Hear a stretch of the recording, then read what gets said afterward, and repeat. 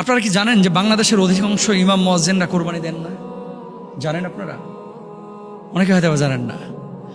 বাংলাদেশের অধিকাংশ ইমাম মুয়াজ্জিনরা কোরবানি দেন না। কিন্তু কেন দেন না? ঢাকার ইমাম মুয়াজ্জিনদেরকে আপনারা দেখে পুরো বাংলাদেশের চিত্র একরকম মনে করবেন না।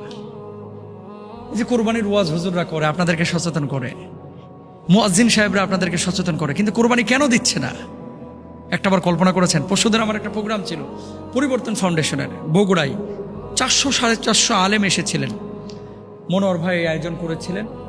তাদের স্বাবলম্বীকরণ প্রকল্প এবং দায় নির্বাচনের ক্ষেত্রে করণীয় কি, শীর্ষক আলোচনায় আমিও অংশগ্রহণ করেছিলাম। 5 জন ইমামকে আমি জিজ্ঞেস করেছি, আপনাদেরকে এই দিনাজপুর, রংপুর, ঠাকুরগাঁও, পঞ্চগড়, কুড়িগ্রাম, নাগেশ্বরী এদিকে বেতন দেয় কত মসজিদে?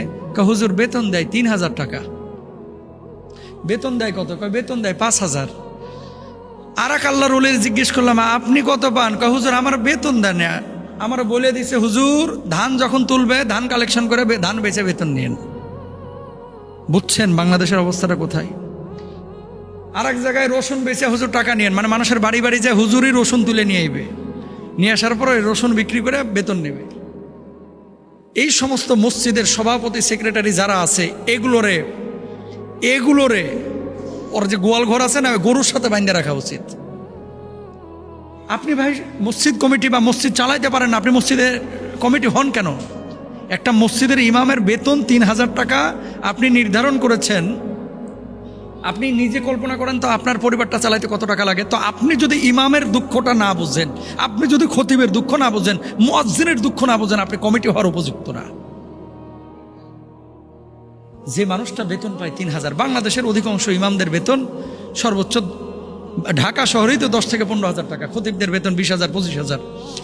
সবচাইতে ভালো মসজিদ যেগুলো, এগুলোর বেতন হচ্ছে 25,000-এর মধ্যে।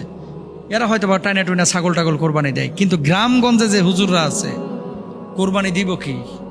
আর কোরবানি দেওয়ার পরে হুজুর একটু গোশতও পাঠায় না। আপনি মুসল্লি হওয়ার মানে আদর্শ মুসল্লি না। আপনি নামাজ আদায় করছেন, আপনি লিডার মানেন, এটা কথিত লিডার। দেখেন আপনার জানাজাটা কিন্তু ইমাম সাহেব পড়ায়, আপনার বিয়েটা আপনার ইমাম সাহেবই পড়ায়, আপনার ছেলে মেয়েকে দিন শিখায় কিন্তু ইমাম সাহেবই।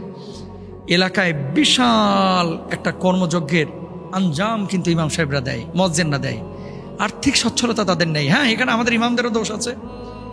এই যে মসজিদে একটা ঢোকার পরে চিন্তা করে এটাই আমার দুনিয়া। কেন রে ভাই, ইমামতের পাশাপাশি কি ভ্যানে সবজি বিক্রি করা যায় না? ইমামতের পাশাপাশি কি করা যায় না? আমি তো ফেসবুকে বিজ্ঞাপনও দিয়েছি, যদি এরকম কোন উদ্যোক্তা থাকেন যে হুজুর আমি আতর বিক্রি করবো, আমি মধু বিক্রি করবো, আমি এই সবজি বিক্রি করবো, আমার হোয়াটসঅ্যাপে নাম্বার দেওয়া আছে, আমার সাথে যোগাযোগ করেন, আমি আপনার জন্য দায়িত্ব নেব ইনশাল্লাহ। আমি তো ওপেন ঘোষণা দিয়েছি এবং দিচ্ছিও আলহামদুলিল্লাহ। কেন এই কথাগুলো বলতেছি? আর্থিকভাবে যদি আপনি ন্যূনতম সচ্ছলতা না থাকে, আপনি দাওয়াতি কাজ করতে পারবেন না। মানুষ আপনাকে বেল দিবে না ভাই, পাত্তা দিবে না। এবং আপনি যখন কথা বলবেন, হুজুররা এগুলো বলে, এরকম একটা ভাব। আর বদমাশ চুরি করে, ডাকাতি করে, সুদ খায়া, ঘুষ খায়া মোটা মোটা বান্ডেল কামাইছে, সে আপনার উপরে খবরদারি করবে। যে কথা বলতে চাচ্ছি ভাই, 10-15 হাজার টাকা দিয়েও ছোট ছোট এখন ব্যবসা করা যায়। ফোন ফ্ল্যাক্সের একটা দোকান দেওয়া যায়, ছোট্ট একটা টুল নিয়ে সবজির একটা ভ্যান নেওয়া যায়।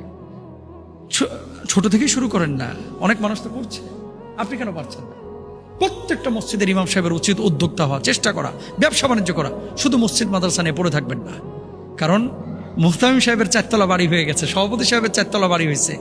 আপনার ঘরের যে টিনের, ফোটা টিনের পানি সামলাইতে আপনার বউয়ের শাড়ি ভিজে যাচ্ছে, এটা নিয়ে কিন্তু অনেক কমিটির কোনো ফিকির নাই। তাহলে নিজের ফিকির নিজেরই করতে হবে, নিজের ভালো থাকাটা নিজেকেই সিদ্ধান্ত নিতে হবে।